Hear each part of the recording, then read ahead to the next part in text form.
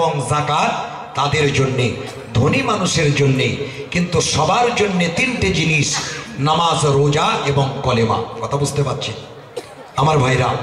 এই জন্যে বলবো যে যদি রসুলের প্রতি ঈমান ঠিক না থাকে, আমাদের ঈমানটাকে মজবুত করতে হবে, বিশ্বাস রাখতে হবে যে আল্লাহর নবী, আল্লাহর পরের স্থান হলো আমার আল্লাহ পাকের নবী। একবার জোরে বলেন সুবহানাল্লাহ। মুসলমান ভাইরা আমার, বিশ্ব নবী জনাবে মুহাম্মদুর রাসূলুল্লাহ সাল্লাল্লাহু আলাইহি ওয়াসাল্লাম হাদিস শরীফে জানালেন, বুনিয়াল ইসলামু আলা খামসিন, শাহাদাতিল্লা ইলাহা ইল্লাল্লাহ, ইকামিস সালাতি ওয়া ইতাইজ যাকাত, ওয়াল হজ্জ ওয়া সাওম রমাদান, মুত্তাফাকুন আলাইহি। আল্লাহর নবী বললেন, ইসলামের স্তম্ভ হলো পাঁচটা কোটির গুরুত্ব রয়েছে বাবা, মহত্ব আছে। আজকে আমরা নামাজ পড়বো, রোজা রাখবো, কলেমা পড়বো, হজ করবো, যাকাত দেব, কিন্তু যদি নবী পাকের প্রতি ঈমান আকীদা ঠিক থাকে, কিয়ামতের ময়দানে আল্লাহ পাক রব্বুল আলামিনের নবী আমাদের জন্য সুপারিশ করবেন না। ঠিক কিনা কথা বলেন? এই জন্য আমরা উম্মতে মুহাম্মাদি, আমার নবী আগে এবং আমার নবী শেষ। আল্লাহ পাক কোরআন শরীফে জানালেন, হুয়াল আউয়ালু ওয়াল আখিরু আয-যাহিরু ওয়াল বাতিন ওয়া হুয়া বিকুল্লি শাইইন আলীম। জোরে বলেন আল্লাহু আকবার। সামতি সাদ্দেলবি রহমাতুল্লাহ আলাইহি মাদারিজ নবুয়াত কিতাবের মধ্যে তিনি উল্লেখ করেছেন, বাবা এই আয়াতটা যেমন আল্লাহকে বোঝানো হয়েছে, আর এক দিক দিয়ে আমার বিশ্ব নবীকে বোঝানো হয়েছে। আর একবার জোরে বলা যাবে না সুবহানাল্লাহ, নারায়ে তাকবীর। আমার ভাইরা আমার, আপনাদের অসুবিধা হচ্ছে না কি বাবা? কথা বলে বাবা, কার কার অসুবিধা হচ্ছে একটু হাত তোলেন তো দেখি।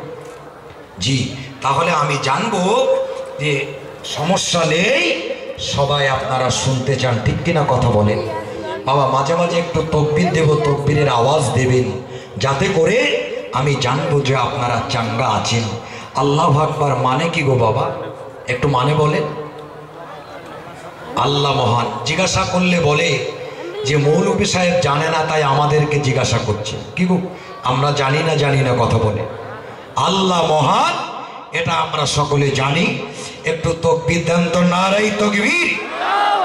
আলহামদুলিল্লাহ, আলহামদুলিল্লাহ, মাশাআল্লাহ, জাযাকাল্লাহ। তাকবীর দিলে শয়তান কিন্তু পালিয়ে যায়, এটা আপনারা জানেন তো নাকি? শয়তান হলো মানুষের প্রকাশ্য শত্রু। ইন্নাশ শাইতানা লিল ইনসানি আদুউম মুবিন। আল্লাহ বললেন শয়তান হলো মানুষের প্রকাশ্য শত্রু। এ শয়তান কে ছিল বলতে পারবেন? ইবলিস। এ ছিল জিনের বাচ্চা। কথা বুঝতে পারছেন বাবা? জিনের বাচ্চা। আল্লাহ পাক তিন সম্প্রদায়কে বানালেন। আল্লাহ পাক প্রথমে বানালেন জিন সম্প্রদায়কে, তারপরে বানালেন ফারিস্তা সম্প্রদায়, তারপরে বানালেন মনুষ্য জাতি। এই আমরা যে মানুষ, আমাদেরকে আল্লাহ সব করে বানালেন। কথা বুঝতে পারছেন আমার ভাইরা? তো জিনদের বানানোর পরে পৃথিবীতে এত পরিমাণে মারামারি কাটাকাটি তারা শুরু করেছে, আল্লাহ পাক সহ্য করতে পারলেন আমার ভাইরা। জি মাস্টার মশাই বললেন পাশে কেউ নেই, একটু থাকলে ভাই, হয়তো জানারা ছিলেন খাওয়া দাওয়া করার জন্য গেছেন নাকি? জি বাবা, পাশে কেউ না থাকলে সমস্যা নেই, আমার ওয়াজ চালিয়ে যেতে হবে, কারণ আমি কাজ করতে এসেছি। ঠিক কিনা কথা বলি বাবা? একজন বক্তা চোখ বন্ধ করে ওয়াজ করছে। কথা বুঝতে পারছেন বাবা? চোখ খুলে দেখে মাত্র একজন শ্রোতা। বক্তা বলছে সবাই চলে গেছে, আমার ওয়াজ বুঝতে পারুক আর না পারুক, এই ব্যক্তি আমার ওয়াজ বুঝেছে। বলছে আল্লাহ তোমার ভালো করুক। বলছে হুজুর না, ও জন্য আমি বসে নেই। আপনি যে পার্টিতে বসে ওয়াজ করছেন, পার্টিটা আমার নেওয়ার জন্য আমি বসে আছি। কথা বুঝতে পারছি? এমন সমস্যা নেই তো বাবা। তবে মাঝখানে যে ফাঁকা জায়গাগুলো আছে, যদি একটু ভর্তি করতেন ভালো হতো। তা না হলে শয়তান ওখানে জায়গা করে নেবে, কুমন্ত্রণা দেবে, চলো রাস্তায় যাই, চা খেয়ে আসি, ও আড্ডায় বসে যায়। এই মজলিসে বসে লাভ হবে না। একটু সামনের দিকে আগিয়ে আসবেন বাবা, একটু শীতের সময় কষ্ট দিচ্ছি, একটু ফাঁকা জায়গাগুলো একটু ভর্তি করে নেন। পিছনে যারা আছে আপনারা একটু মেহেরবানি করে একটু সামনের দিকে আসেন বাবা, একটু জেকের করেন আল্লাহ আল্লাহ। একটু আগে আসেন, একটু আগে আগে আসেন। আল্লাহ আল্লাহ আল্লাহ আল্লাহ আল্লাহ লা ইলাহা ইল্লাহু আল্লাহ আল্লাহ আল্লাহ আল্লাহ আল্লাহ লা ইলাহা। বাবা বেশি বলার পরে আবার চলে যাচ্ছেন কেন? যাবেন না বাবা। টয়লেট লাগলে একজনের লাগে, একসঙ্গে তিনজনের লাগে না, লাগে নাকি? তবে আপনাদের পাটপুকুর গ্রামে লাগে কিনা আমার জানা নেই। আমার ভাইরা একটু বসে যান বাবা, মজলিসটা নষ্ট করবেন না। মুসলমান ভাইরা আমার, যে কথা আমি বলছিলাম, আল্লাহ পাক কোরআন শরীফে জানালেন, ওয়ামা খালাকুতুল জিন্না ওয়াল ইনসা ইল্লা লিয়াবুদুন। জোরে বলেন আল্লাহু আকবার। আমার আল্লাহ পাক জানালেন, আমি জিন এবং ইনসানকে তৈরি করলাম আমার ইবাদত বান্দিগি করার জন্য। আল্লাহ পাক অনেক শখ করে জিন সম্প্রদায়কে আমার আল্লাহ বানালেন। বানানোর পরে দিয়ে পৃথিবীর জমিনে মারামারি কাটাকাটি তারা শুরু করে দিল। এত পরিমাণে মারামারি কাটাকাটি করলো, আল্লাহ পাক সহ্য হলো না। আল্লাহ বলে, এই ফারিস্তারা তোমরা একটা কাজ করো, জিনদেরকে তোমরা মেরে ফেলো। জিনদেরকে মারার পরে এক লাখ আমার ভাইরা কয়েকগুলো জিন পাহাড়ে বনে জঙ্গলে সব লুকিয়ে থাকলো। তারা লুকানোর পরেতে এবার আল্লাহকে আল্লাহ বললেন, এই ফারিস্তারা তোমরা মেরে দিয়েছো বলে সবাই মারা গেছে। আমার ভাইরা আমার, ওই জিন থেকে আবার তৈরি হয়ে গেল জিন সম্প্রদায়। আবার আমার ভাইরা স্বামী, আমার ভাইরা স্ত্রীলিঙ্গ পুরুষলিঙ্গ জিন ছিল। এবার আস্তে আস্তে আবার বংশবালা বেড়ে গেল, মারতে মারতে আবার তৈরি হয়ে গেল। আল্লাহ বলে, আবার মেরে দাও। আবার মেরে দেওয়া হলো। মেরে দেওয়ার পরে ছোট্ট একটা বাচ্চা বেঁচে ছিল, দেখতে শুনতে অনেক সুন্দর। আল্লাহকে এবার ফারিস্তাদেরকে বলে, আমাকে মেরো না, আমাকে মেরো না, দেখতে শুনতে ভালো। ফারিস্তারা বলে, আল্লাহর পারমিশন ছাড়া কোনো কিছু করা যাবে না। জোরে বলুন সুবহানাল্লাহ। আমরা খাই না, বিবাহ করি না, আমরা ঘুমাই না, কিছুই করি না। আমাদের কাজ হলো আমরা সর্বসময় তৈরি আছি। আল্লাহ আমাদের হুকুম করবেন, আমরা আল্লাহ পাকের ইবাদত বান্দেগি করার জন্য আমরা তৈরি আছি। জোরে বলেন সুবহানাল্লাহ। আল্লাহ এবার বলে দিলেন, বলার পরেতে ফারিস্তা সার পরে বলে দিল, ফারিস্তারা বলছে, ওগো আল্লাহ, জিন সম্প্রদায়ের একটা বাচ্চা দেখতে শুনতে খুবই ভালো। আল্লাহ আমাদের বলছে, আল্লাহ আমাকে মেরো না, আমাকে বাঁচিয়ে রাখো, বাঁচিয়ে রাখো। আল্লাহ পাক কোরআন শরীফে কোট করলেন। এবার আল্লাহ পাকের কাছ থেকে হুকুম নেওয়া হলো। হুকুম নেওয়ার পরে, পারমিশন নেওয়ার পরে ফারিস্তারা চলে গেল। যাওয়ার পরে বললেন, আল্লাহ পাক হুকুম দিয়েছেন তোমাকে বাঁচিয়ে রাখার জন্য। জোরে বলুন সুবহানাল্লাহ। এবার তাকে বলা হলো, আল্লাহর কাছ থেকে পারমিশন নেওয়া হলো। পারমিশন নেওয়ার পরে তাকে প্রথম আসমানে নিয়ে যাওয়া হলো। নিয়ে যাওয়ার পরে এবার আল্লাহ পাক, আমার ভাইরা আমার, এবার তাকে পড়াশোনা করানো হলো। আমার ভাইরা, এই জিন আস্তে আস্তে বড় হচ্ছে বাবা। বড় হতে হতে বড় হয়ে গেল, এত পরিমাণে শিক্ষা অর্জন করেছে বাবা। শিক্ষা অর্জন করার পরে তাকে লকব দেয়া হলো মুআল্লিমাতুন মালাইকা, ফারিস্তাদের শিক্ষক হিসাবে আল্লাহর কাছে পছন্দনীয় হয়ে গেল। লম্বা চওড়া আলোচনা এবার বলার পরেতে এবার ফারিস্তাদের কাছে নিয়ে যাওয়া হলো। আল্লাহর কাছে পারমিশন চাওয়া হলো। আল্লাহ পাক বললেন, ফারিস্তারা বলে, আল্লাহ তার কাছে আমরা লেখাপড়া শিখব। ফারিস্তাদের কাছে এবার ফারিস্তাদের শিক্ষক হিসাবে নিযুক্ত হয়ে গেল। আমার ভাইরা আমার, নিযুক্ত করার পরে ভাইরা আমার, আস্তে আস্তে আল্লাহ পাকের মনোনীত একজন বান্দা, একজন জিন সম্প্রদায় বান্দা তৈরি হয়ে গেল।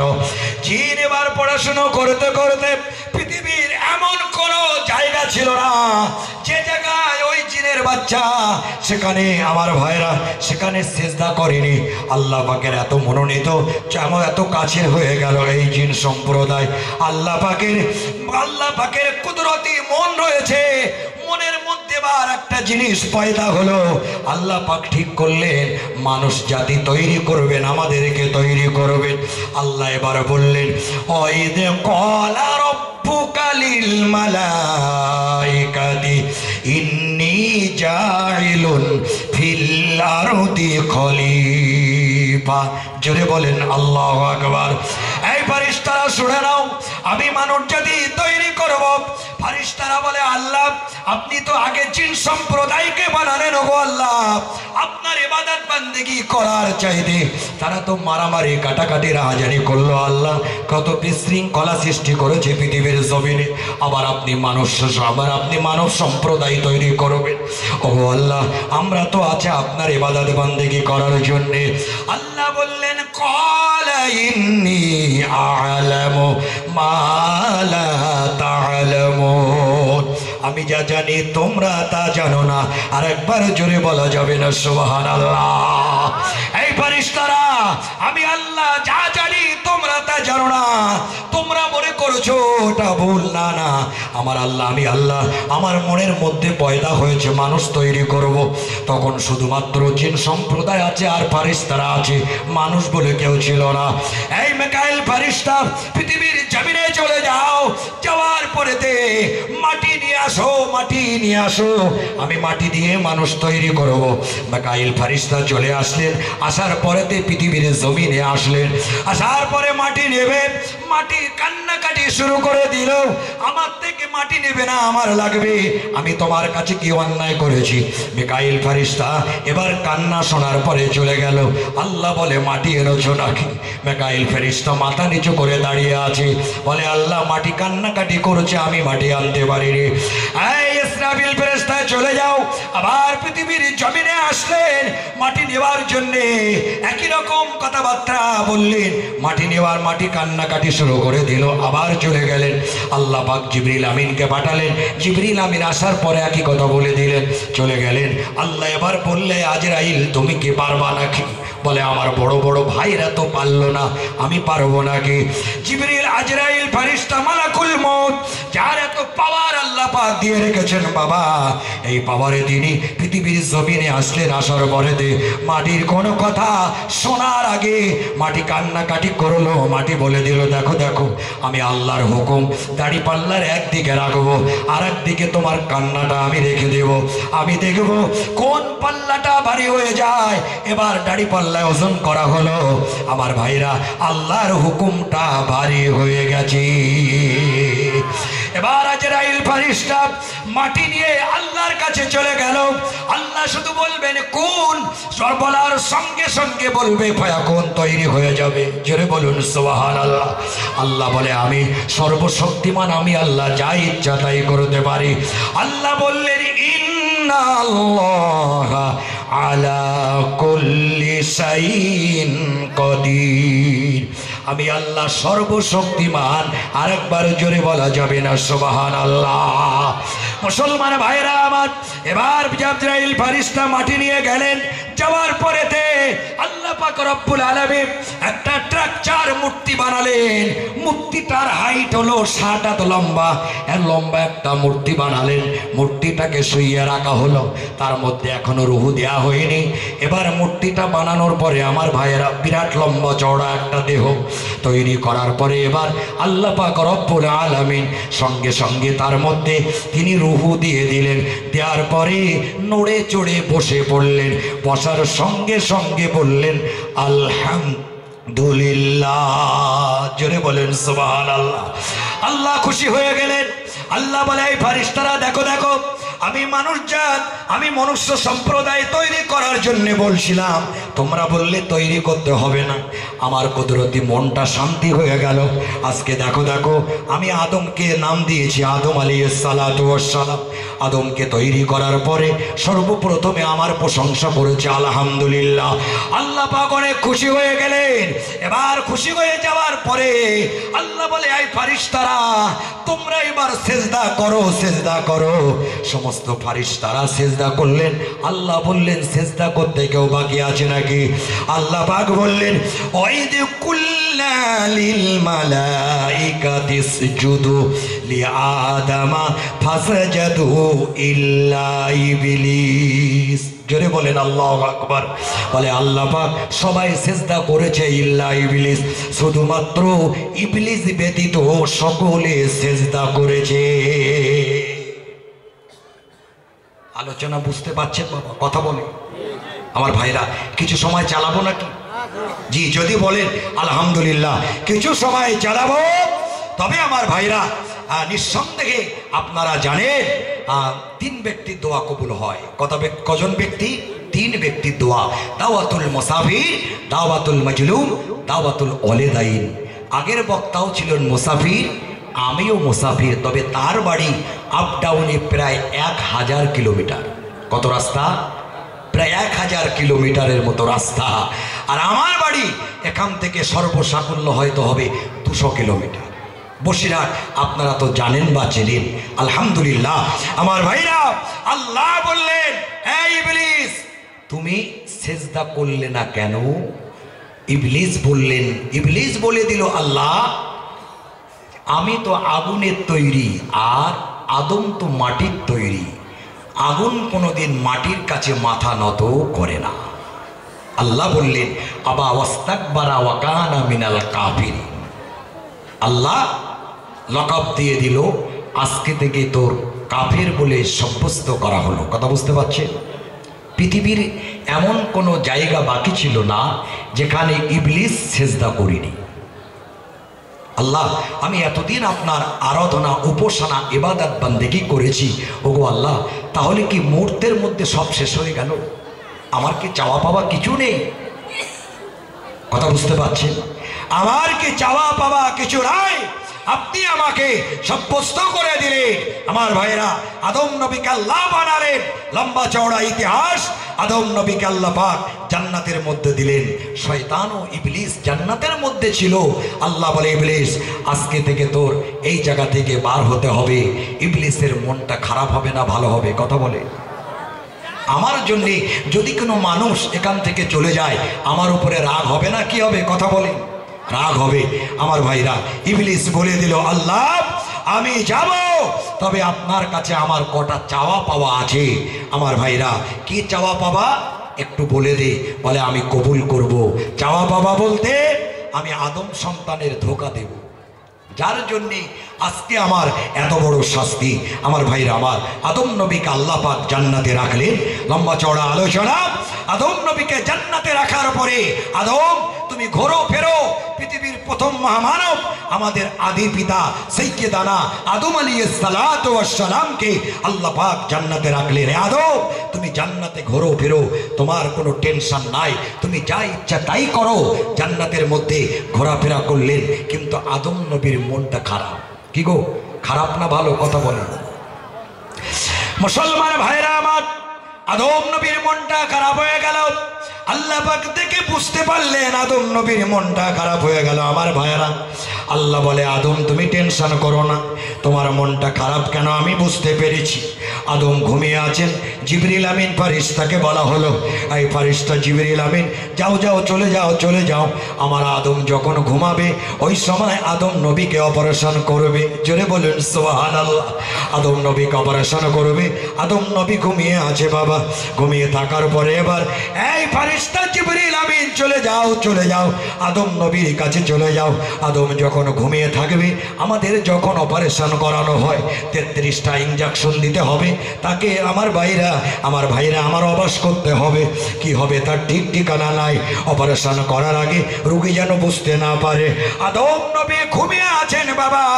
এবার তাকে আমার ভাইরা আমার জিবরিল আমিন আসলেন। আদম নবীর বাম পাজরের একটা হাড় আনা হলো। ওই হাড় দিয়ে আল্লাহ পাক রব্বুল আলামিন শুধু বললেন কোন, আবার সঙ্গে সঙ্গে বললেন ফায়াকুন, তৈরি হয়ে গেল। আম্মা জান হাওয়া আলাইহিমুস সালাতু ওয়াস সালামকে তৈরি করলেন। জোরে বলুন সুবহানাল্লাহ। এবার আম্মা জান হাওয়া আলাইহিস সালাতু ওয়াস সালামকে আদম নবীর ঘুমটা ভেঙে গেল। ঘুম ভাঙার পরে দেখলেন দেখতে শুনতে সুন্দরী সুচিরি একজন নারী পাশে দাঁড়িয়ে আছে। আদম নবী গায়ে স্পর্শ হাত দিতে যাবেন। আল্লাহ বলেন, হ্যাঁ আদম, এখন হাত দেবে না। বলে আল্লাহ কেন? বলে এখনো তোমার জন্য হালাল করা হয়নি। আমার ভাইরা আমার, আদম আলাইহিস সালাতু ওয়াস সালাম দাঁড়িয়ে রয়েছে। জিবরিল আমিন মাঝখানে চলে গেলেন। যাবার পরেতে বলা হলো এখন হাত দেবেন না। বলে আল্লাহ কেন? বলে তোমার সঙ্গে হাওয়াকে আগে বিবাহ দেব। বিবাহ সাধু আদম নবী কিছুই বুঝতেন না। বিবাহ শাদী হয়ে গেল। আদম তুমি মোহরানা আদায় করো। অনেক মানুষ আমরা আছি বাবা, মোহরানা আমরা এখনো অনেক আছি, আমরা আদায় করিনি। ঠিক কিনা কথা বলেন আমার ভাইরা আমার? মোহরানা আমরা কখন আদায় করি? চাচা মারা গেছে, চাচিমা কান্নাকাটি করেছে, ওই সময় যাওয়ার পরেতে বলে চাচিমা আমার চাচার লাশ তো পৃথিবীর জমিনে আছে, কবরে পুঁতে দিতে হবে, তুমি তাড়াতাড়ি করে মাফ করে দাও। এরকম মোহরানা হয় না কথা বলেন?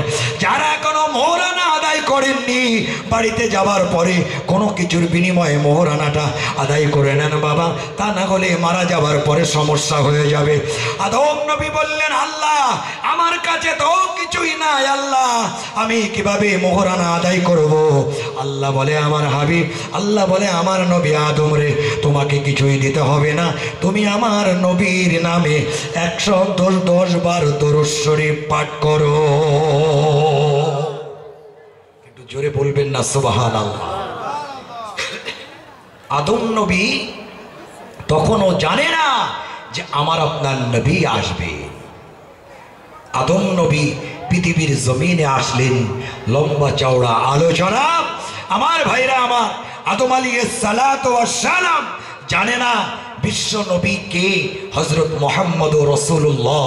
তার জ্ঞান ফেরার যখন তিনি নড়ে উঠলেন, আল্লাহ পাকের আরশ মুআল্লার দিকে তাকালেন, দেখলেন আল্লাহ পাকের আরশ মুআল্লার গায়ে লেখা রয়েছে লা ইলাহা ইল্লাল্লাহ মুহাম্মাদুর রাসূলুল্লাহ। সকলে বলুন সাল্লাল্লাহু আলাইহি ওয়াসাল্লাম। আল্লাহকে জিজ্ঞাসা করা হলো, আল্লাহ ইনি কে? আপনার নামের পাশে নাম রয়েছে। আল্লাহ বললেন তোমার ঔরসে বংশের মধ্যে আসবেন, যেটা তোমার চাইতে তার সম্মান অনেক বেশি হবে। একবার জোরে বলেন না সুবহানাল্লাহ। সেই নবী হলেন আমার আপনার